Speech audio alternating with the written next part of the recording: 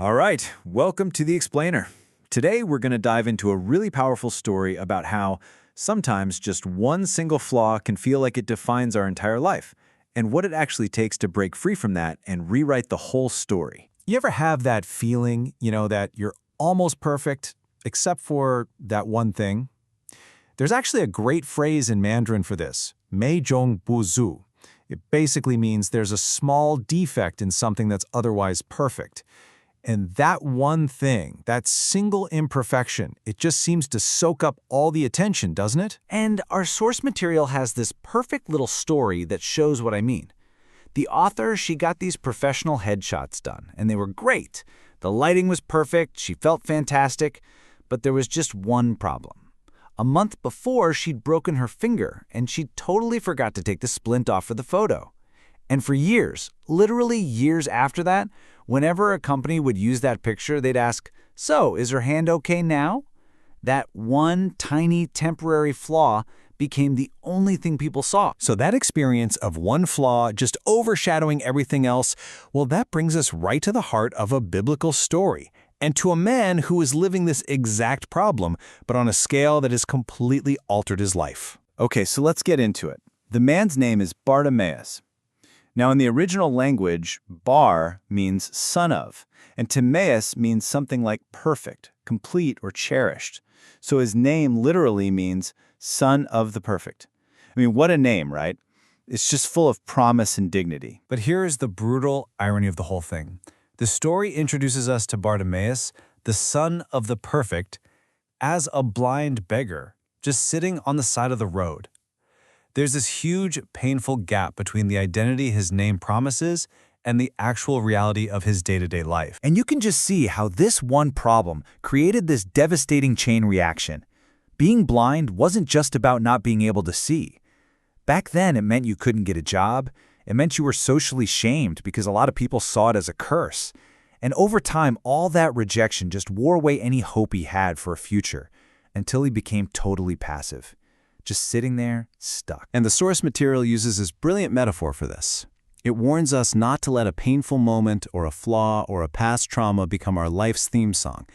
That one sad melody that we just play on repeat until it defines our whole life. And this right here, this is the theme song Bartimaeus is playing. When he hears Jesus is walking by, he doesn't yell, "Heal my eyes." He shouts, "Have mercy on me." It's a cry for pity. It's a general appeal that keeps him right in that role of a victim. He isn't asking for a solution, he's just broadcasting his pain. But right when you think he's just stuck in this loop, something completely unexpected happens. The story takes this dramatic turn, and it just shatters that whole cycle of passivity. The people around him, they try to shut him up. They're basically telling him to be quiet, to stay in his place. But instead of shrinking back, something just ignites inside him. He shouts, even louder. And for the first time, we see this spark of a fight, this refusal to be silenced. I mean, just think about the power of that. In the middle of this whole crowd with all the noise and chaos, the story says that Jesus stopped.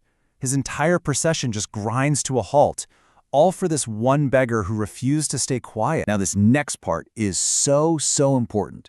Jesus doesn't walk over to the guy on the side of the road. No, he says, "Call him over."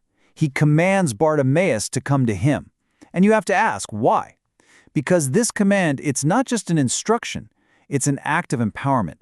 It sends this message loud and clear. You are capable of getting up and coming here yourself. So you see this amazing progression happen. First, the world is pushing him down. Then, Jesus acknowledges him. He stops for him. And finally, Jesus gives him something to do, an action that requires his participation. It completely flips the script from him being this helpless object of pity to being an active agent in his own rescue. And his response? Wow, it's just explosive. He doesn't just get up, he throws off his cloak, the very symbol of his identity as a beggar. He jumps to his feet and starts walking toward Jesus. This is the complete opposite of the man we met just a few moments ago, the one sitting passively by the road. His own power, his agency, has just been handed back to him. And that brings us to the final transformative moment. Bartimaeus is now standing in front of Jesus, and this is where the real healing happens. And trust me, it's about a lot more than just his eyes. So Jesus asks this question that, on the surface, seems almost ridiculously obvious. What do you want me to do for you? I mean, of course he wants to see, right? But the question is so profound because it forces Bartimaeus to stop playing that old theme song of pity me and to actually say out loud what he wants for his future. And this is the incredible shift. He moves from that passive, general plea for mercy to a specific, active, forward-looking purpose. I want to see. This is the exact moment he stops defining himself by his wound and starts defining himself by his hope. It's him picking up the pen and starting to write a brand new story. And Jesus' response just confirms everything. He says, "Your faith has healed you." The healing wasn't just some miracle that happened to him. It was something enabled by him, by his faith to shout, his faith to get up, and his faith to imagine a new future. Restoring his sight was just the physical outcome of restoring his identity. So, what's the big takeaway from all this?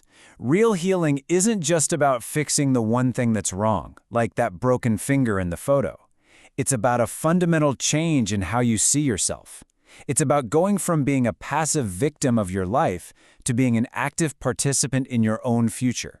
And it all kicks off when you finally dare to answer that question, what do I really want? And that really just leaves us with a final thought.